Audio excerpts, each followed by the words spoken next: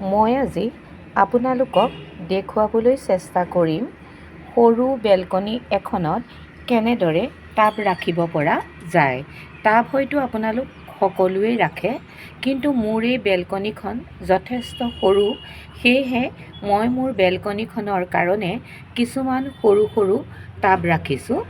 আৰু এই সৰু টাবত লগোৱাৰ কাৰণে মই মোৰ বেলকনিখন সৰু হোৱাৰ স্বত্ত্বেও বহুত ফুল লগাব পাৰিছোঁ।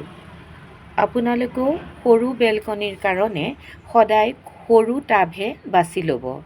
ডাঙৰ টাবত ফুল লগালে সৰু বেলকনিখনত যথেষ্ট জেগা লাগিব আৰু ফুল কমকৈ লগাব পাৰিব।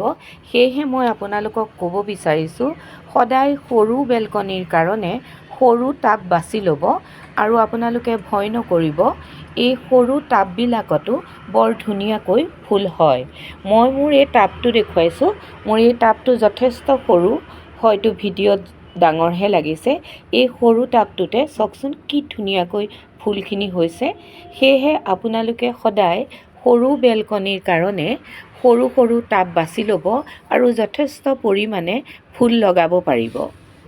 এয়া চাওক, মোৰ বহুত টাব আছে ইয়াত। মই যদি ডাঙৰ টাবত লগালোহেঁতেন হয়তো ইমান ফুল লগাব নোৱাৰিলোহেঁতেন।